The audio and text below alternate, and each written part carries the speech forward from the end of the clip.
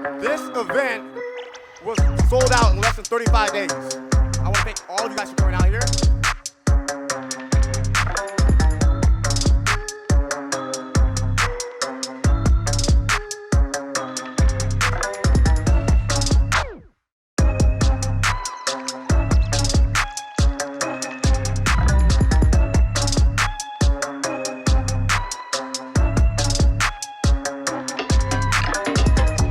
All of you, give it up for my man, Sean Whalen.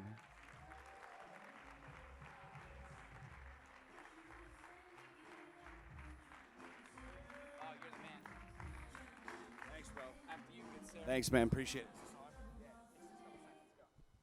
Guys, what's up? You guys are dead as shit. Stand up. Everybody stand up. I was literally sitting in the back. Nobody came and got me. Like newsflash, you got to come tell me, man. I'm back there drinking coffee, talking shit. On the count of three, show me the money. 1, 2, 3, show me the money. Who's this guy? Who's that? That guy's going to be rich one day. On the count of three, wake the fuck up, show me the money. Ready? 1, 2, 3. Show me the money. All right, sit back down. You guys are awesome. All right, really quick before we start, how many of you have seen one of my videos, one of my posts on social media? Raise your hand if you have. How many of you have no fucking idea who I am? Good Lord. How many of you are under 20 years old? That's probably why. Guys, before I get started, I need your help with something today. Yesterday was a really, really, really cool day for me. How many of you are parents? How many of you have kids? Raise your hands if you're kids. This is like the youngest group of people I think I've ever spoken to. Sweet Jesus. So yesterday I had a really cool opportunity to race in the Mint 400. You guys know what that is? It was a big, huge off-road race that was over here. You guys know what Baja racing is? You know those trucks that do like 130 miles an hour through the desert and like dudes crash and explode and it's fucking nuts, right? I had a chance to race that yesterday, but today's a special day, and I need your help. You guys down to help me with something? For real? You guys awake now? I can't freestyle rap. I'm white as shit. I can't do it. I'll tell you straight up out of the gates. I'm not a rapper, but I'll bend your mind for a second. I need you to help me do something, though, really quick. This is kind of special. I'm a dad. I have 3 kids. And, like, the coolest thing I've ever done in my entire life is become a father. I've made millions of dollars. I've lost millions of dollars. I've hung out with presidents. I've done some really, really, really cool shit. I'm old enough to probably be your dad. I don't mean that with any disrespect, but if you're, like, 20 years old, that's fucking true. So, I want to introduce you to somebody. I brought a guest. I brought a special guest. You guys want to meet my special guest? I've never done this before, okay? But here's what I want you to do. Like, I want you to pretend that fucking Mick Jagger's walking out here. Like, I want you to pretend that Biggie and Tupac are alive and coming up on the stage. Biggie, right? Greatest of all time. Take it to the bank. I want to introduce you to somebody really, really, really special. And I've never done this before. I speak all over the world. I was in London last year speaking with Gary Vaynerchuk. I mean, I get to go all over the world, and I'm very, very, very blessed. I'm very, very, very fortunate to do what I do, to speak to people and to have almost 1 billion views of my videos. I'm the dude that talks about all the shit you're not supposed to talk about. Sex, money, politics, religion, divorce, bankruptcy, suicide, depression, making millions, losing millions, being a parent. All that stuff that, like, we're all afraid to talk about on social media, right? We show our bling because that's fucking easy. I'm the dude that talks about the real soul shit, like the shit that matters, like the shit when you're on your deathbed, like that's the stuff you're going to be thinking about. That's what I do and I talk about. So, I want to introduce you to somebody, and when he comes walking out, I want you to get on your feet, and I want you to pretend that literally a rock star is coming out here. You guys down for this?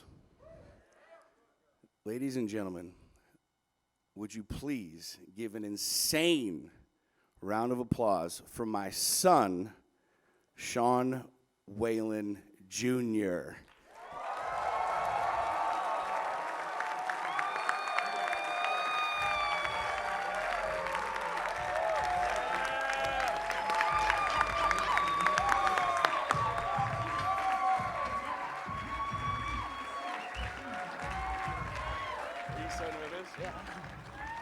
Thank you. You guys are fucking rock stars. Ladies and gentlemen, let me introduce you to my son, the prodigy, okay? Who said, oh? We had some ladies. You're like, oh. Look, hey, simmer down. I don't want you throwing your shit up here and like trying to throw your phone number, okay? Today is a special day because, why? It's my birthday. Today is his birthday, ladies and gentlemen. And all of these ladies would love to get your phone number, but you're too young to have a phone and a phone number yet. But would you guys do me a favor? I think we should sing happy birthday to him. What do you guys think? On the count of 3, would you join me in singing happy birthday to this handsome little shithead? Yeah.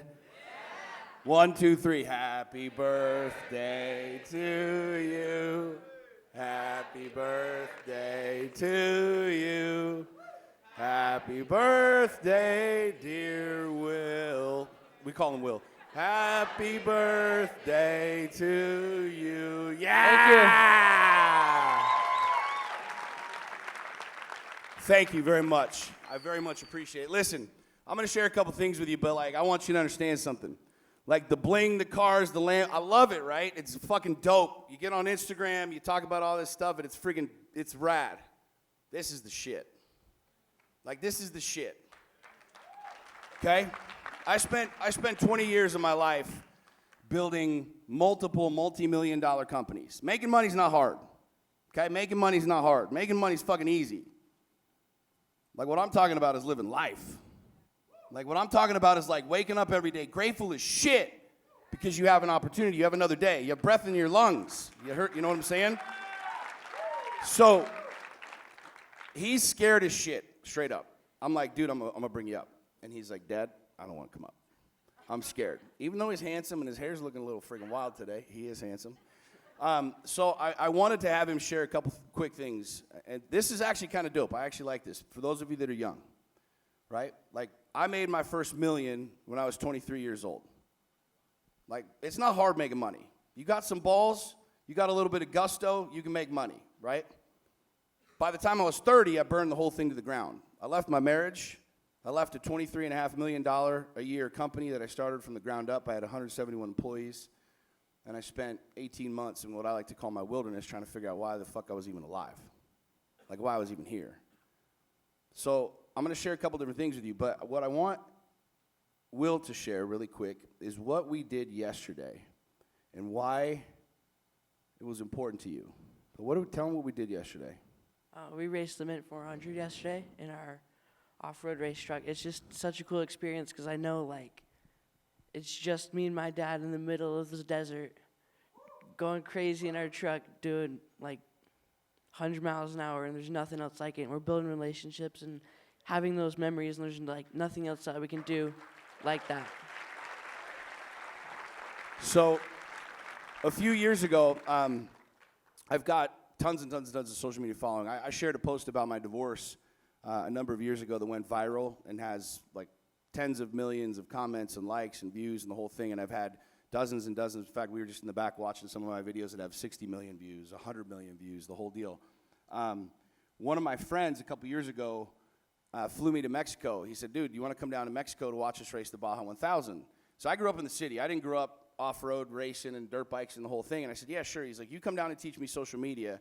You can fly on my jet and come down and it'll be like all expense paid. So I went down, and I watched him and his son crossed the finish line of the Baja 1000. Now, dude, I hunt and I live in Utah in the mountains and the whole thing, but like I'd never done anything like this. I didn't own dirt bikes. And when I watched him and his son cross the finish line, I got emotional. If you're a parent, you know what the fuck I'm talking about, right? A father and his son like doing this deal. And I got all emotional. I was like, started crying.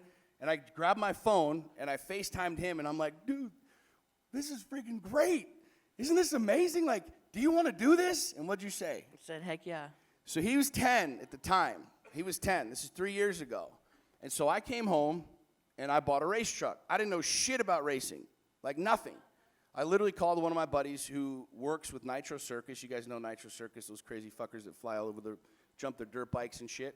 I'm like, dude, I don't know anything about this. Can you come help me buy this truck? So we literally drove down here from Salt Lake, and I met this guy, and I paid him cash, and I bought his race truck. We drove to Lake Havasu, and 3 hours later, I rolled it 5 times because I sucked ass at driving a race truck because I didn't know how to drive a race truck. But I gave him my word that he would be my co-driver in every single race. Like, that was my deal. I'm like, look, I spent 20 years building businesses and working 20-hour days and making every excuse under the sun. We'd be standing in line at Disneyland, and I'm the dude on my phone. I'm like, look, honey, like, we're here, right? You should be happy. Like, I got shit to do. I got deals to close. Like, that's why I'm on my BlackBerry. You guys don't even know what fucking BlackBerries are, do you? Do you even know what a BlackBerry is? No. Jesus Christ. You know what I'm saying? And I talk about in my book how I felt like I was juggling bowling balls, like life between business and home and work and the whole thing. And I'm going to share a little bit about that later, but like my game after I went through this experience of burning my whole world to the ground, I was like, dude, like what could I legitimately do with life? Like what kind of life could I legitimately build? When you should really stop and think about that, there's a lot of like woo-woo, rah-rah, hippy-dippy bullshit. Feel good, look good, the whole freaking thing. But what I'm saying is like I went through this experience, ultimately burning my entire world to the ground to get to this point. So understand that like a lot of you have screwed some shit up in life, and that's fine. What are you doing with it? Like what'd you learn from it? So they were young enough that like we were able to move past some things and build some new realities. But when I bought this race truck, I gave him my word that this was going to be our deal. And a couple hours after I bought my truck, it crashed it. And the very first race we signed up for, it was about a month later, right? Mm-hmm. And my team was like, look, Sean, we like you. We think you're cool. We love the fact that you want to race with your son, but you know this is dangerous, right? Like, you know how dangerous this shit is. I said, listen, y'all are going to help me get him in the truck with me, or I'm going to do it on my own, and, like, I'll probably screw some shit up. I will never forget, as long as I live, pulling up to the very first pit. What race was it? Parker, 425. Parker. I'm pulling up. He's 10 years old. I'm pulling up in this big-ass race truck. Here he is with his helmet, his race suit. You know what he's holding under his hand? His arm? His booster seat. It's all right. It's okay. Don't be shy. He's got a booster seat because he can't fucking see over the GPS. And I pulled into that pit. And he got in. My team helped him in, and they put him on his booster seat so he can see out, and they strap him in, and they plug in the comms to our helmet. We got these walkie-talkies in our helmet. I'm like, hey, can you hear me? He's all, yeah, Dad. I was fucking bawling, man. I was, like, so emotional. I was like, this is the shit. Like, this is the shit. This is what it's all about. This is what it's all about. And for the first 10 miles, like, I couldn't really see anything, and he knows this because I was like, you got a helmet with a freaking thing. You can't wipe your eyes and stuff. I'm, like, trying to shake the tears out of my eyes. I'm like, we got to go faster. So I want you to tell everybody, I share that with you simply because, like, I understand that y'all are in the game trying to make money. I understand y'all are in the game and trying to build a life, and most of you don't have kids here, but at some point in time, maybe you do have kids. And I can tell you one of two things will happen. Like, you're going to build a life and ball and do your deal, and you're going to be like me, where you're going to say, honey, like, we're going to crush it, and then we're going to retire at 30. We're going to sacrifice everything now so that we can have everything later. How many of you said that before? Almost everybody in here. I'm going to share some things with you in a minute that might make you think a little bit differently. But tell everybody what it's like, not only racing, but like understanding that you could build whatever the hell you want to build in life. It's awesome because, like, I know my dad would support me in anything I wanted to do, and I can literally do anything. No one's stopping me. There's going to be haters, but you just don't worry about that. They don't mean anything. You can literally do whatever you want. Like, really think about that. We didn't script this out. Like, you can legitimately, you understand that, right? Like, you can literally do whatever the fuck you want to do. Like, there's no one stopping you. I know we were all programmed a certain way to believe that this is what life looks like and how it's supposed to be, but you can walk out of here and do whatever the fuck you want to do. You understand that, right? Like, there's no one stopping you from doing whatever the hell you want to do. No one. What would it be like not only to believe that shit and live that shit, but be able to create change in the world through your generations, through your kids, through your family? You understand? What else you want to share? Anything else you want to share with everybody? What was your biggest takeaway from yesterday? I don't even know. The whole experience is something else. There's nothing else like it. What's it like being a kid around other kids that don't think the way that you think? It can be hard sometimes because, like, I have a different mindset than most other kids because I'm around you and like I have different experiences than they do, and like it can be hard sometimes because I'm a lot different than they are. Why? How are you different than they are? Because like I don't know, like in a way I'm more not like in a way I'm more mature than they are. It's like they. Because you are. How many of you thought he was really 13? He looks older, doesn't he?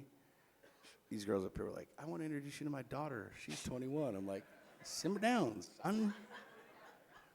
What else you want to tell everybody? What else you want to share with everybody? All these people right here are like trying to level up life. Like they want to leave here with nuggets, with bombs, right? Yes? They all want to leave here and freaking go crush shit. What would you want to say to a room full of people that like either have kids now or will have kids at some point in time about being a parent, about being a leader?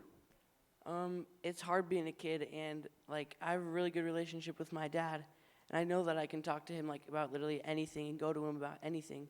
And I think it's really important to have a good relationship with your parents and your kids, because it's hard being a kid, and I can go talk to him about anything, and that helps a lot.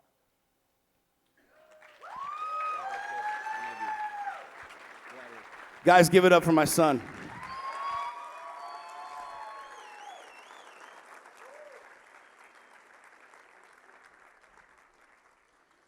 Being a dad's a trip, man. It's a trip. I've got a 16-year-old. He turned 13 today, and I have a 9-year-old. Like, it's a trip. Understanding that, like, I can tell this kid how to be a man. I can tell people how to do cool shit, or I can show them. Like, I can tell my son what it's like to be a gentleman, to open up doors, to say yes, please, to say thank you, yes, sir, yes, ma'am. Or I can show him. Like, I don't remember a lot of the shit my dad told me, but I damn well remember what he showed me. So I want you to think about this for a second. We're at church. It's Sunday, right? Y'all want to go to church? Let's go to church. I need a basket for your money, though. Give me some. Where's a basket? Somebody bring me a basket. I need some cheddar. I want you to really think about this for a second, right? I want you to really think about this. Like, how were we raised? We were programmed. We were raised to lie. We've been programmed since we were little kids to lie. Hear me. Ever since you were little kids, since I was a little kid, we're not different. I'm 40 or 20. It doesn't fucking matter. Our culture, our idea is the same. Think about this. Sit down. Quiet down. Slow down. Isn't that how you were taught? Elementary school. If you got to go take a shit, you got to ask permission to go take a shit. Think about this.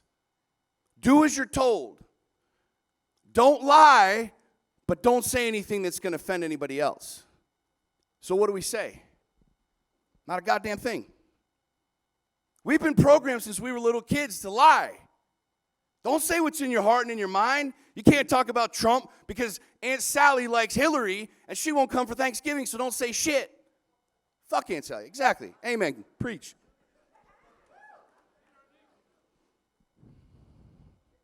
Think about this. Since we were little kids, man, we've been programmed to lie. We go to elementary school, middle school, same thing, high school. Now, here's the insanity. We get into high school, now we throw a whole nother level of bullshit on top of this. We get into high school, they're like, all right, here's the deal. Great job making it this far. Now, here's what you're going to do. Let me tell you what life's going to look like. Let me tell you what normal looks like. You're going to leave this school, and then you're going to go to another school. And you're going to go into a fuck ton of debt, right? You know what the average age is that the American pays off their student loan debt? 42 years old. Fact, look it up. 42 years old. And you go to school to get a degree in some bullshit that you're never going to use anyways. And then after that, you're going to find yourself a little cutie, handsome little man.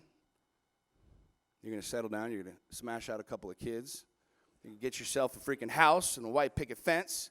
You're going to buy a minivan. And if you're balling, you'll get an Escalade. Like, you'll graduate from the minivan, you'll get yourself an Escalade, like for the kids, right? The soccer mommy shit.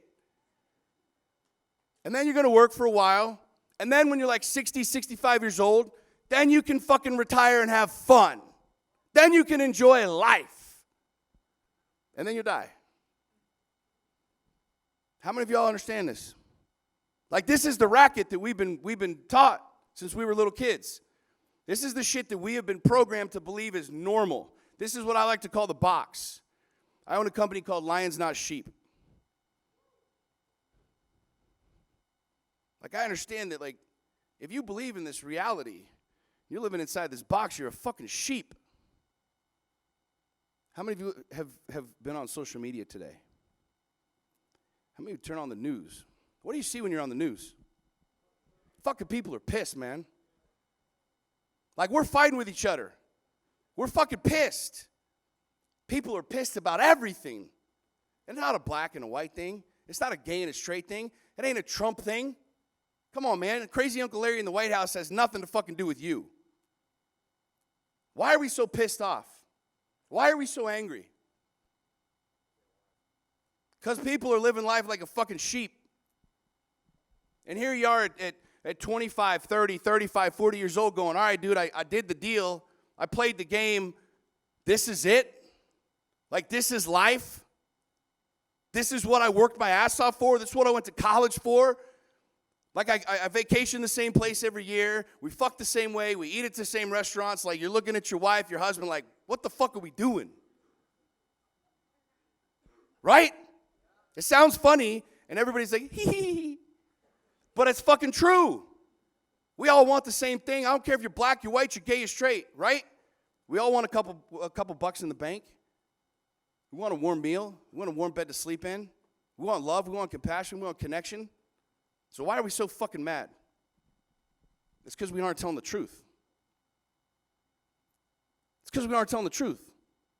It's because we're living life based off somebody else's rules. Like, you wake up, how many people wake up and you go on the grind? How many hear about grind and hustle? Yeah? I love Gary Vaynerchuk. He's freaking dope. But grind, hustle, grind, hustle. There is nothing fucking attractive about that word. How many of you want to wake up and grind all day long? I want to grind today, son. Dude, I grinded so fucking hard today. Does that sound cool? No. You want to know what sounds cool? Racing the Mint 400 with your kid. You want to know what sounds cool? Doing whatever the fuck you want. Now, I'm not talking about some euphoric deal. I'm not talking about 10 years, 20 years, 30 years down the road. I want you to think about this for a second, friends. Like, really think about this. Like, really put this in your pipe and smoke it.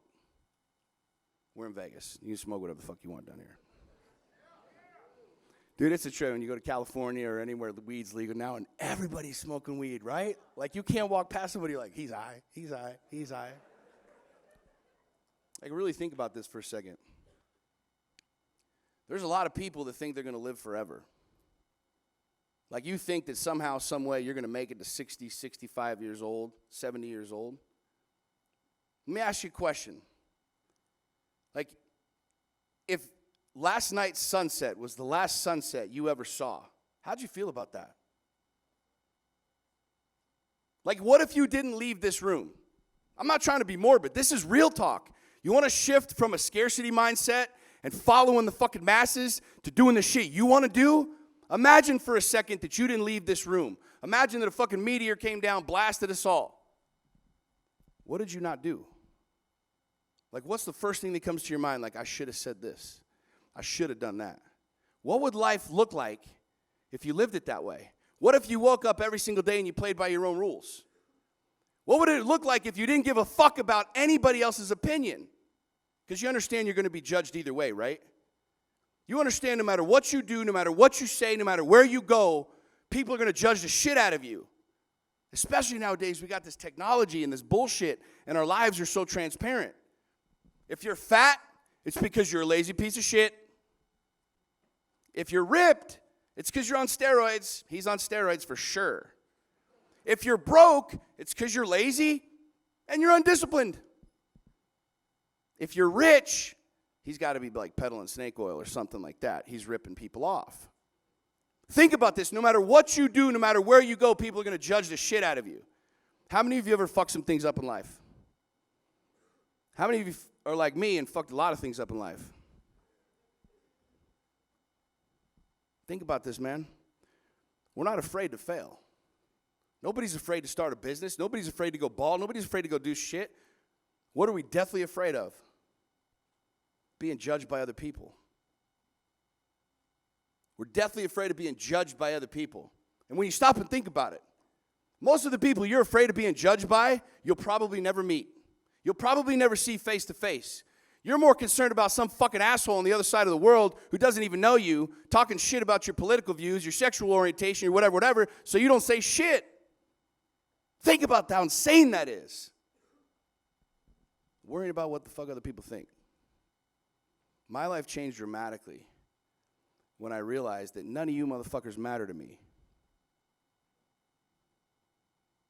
I want you to think about that. No, for real. Really think about that.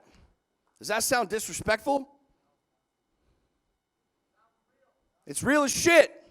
Because anybody who knows me knows I'll give you the fucking shirt off my back. My people that know me know I show up for my family, my friends. You need something, I'm there, man. But guess who comes first? There's a reason when you get on an airplane, friends, they tell you to put your mask on first. Now, what the average dude does, he's like, oh, no. I put my wife's mask on first, my family's mask on, my kid's mask on. That sounds really noble, bro. It sounds really fucking noble, but guess what? There's no air on the plane, so now all of y'all die.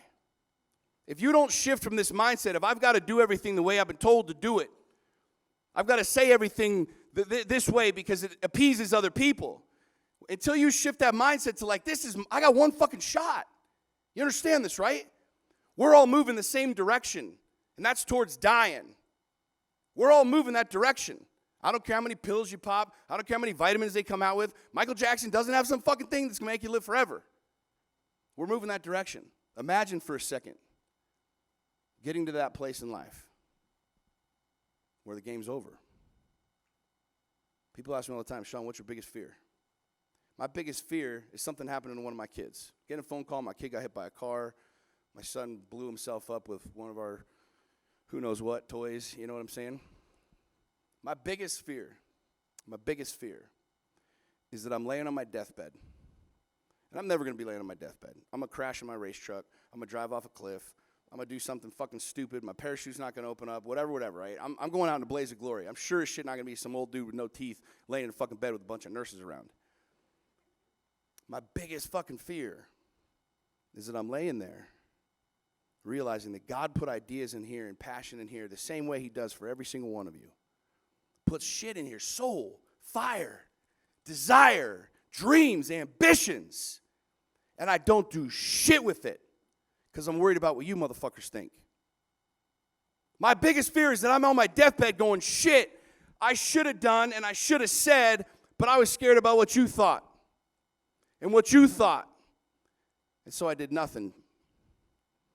Because guess what? At that point in time, you now don't have an option.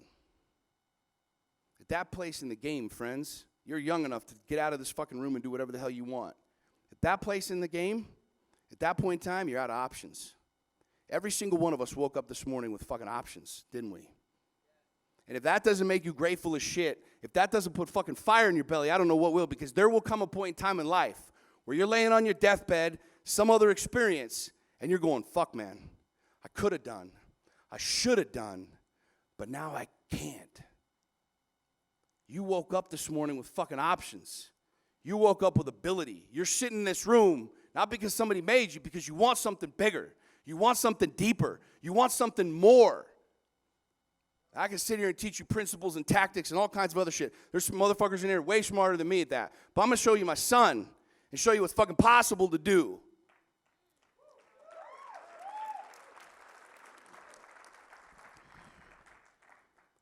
Dude, leave here with fucking fire in your belly, man. For real. Look around. Look around. Look around. Look around. Look at people next to you. They're cool. Help them out. They start choking, do the Heimlich. They want to talk about Jesus? Talk about Jesus. But guess what? None of these people fucking matter. Do you, man. Shine your fucking light. The fire that's in your belly, the ideas that are coming to you, never, never, never put that to the side for somebody else. You and I have one shot. We got one shot. And I live my life as if I will never see another sunset. So you better damn well believe I appreciate every fucking sunset that I see. Every sunrise that I'm blessed to have eyeballs to see and passion in my soul. That's how I live life. And I encourage you to do the same thing. Guys, thank you very much. Sean Whalen, y'all.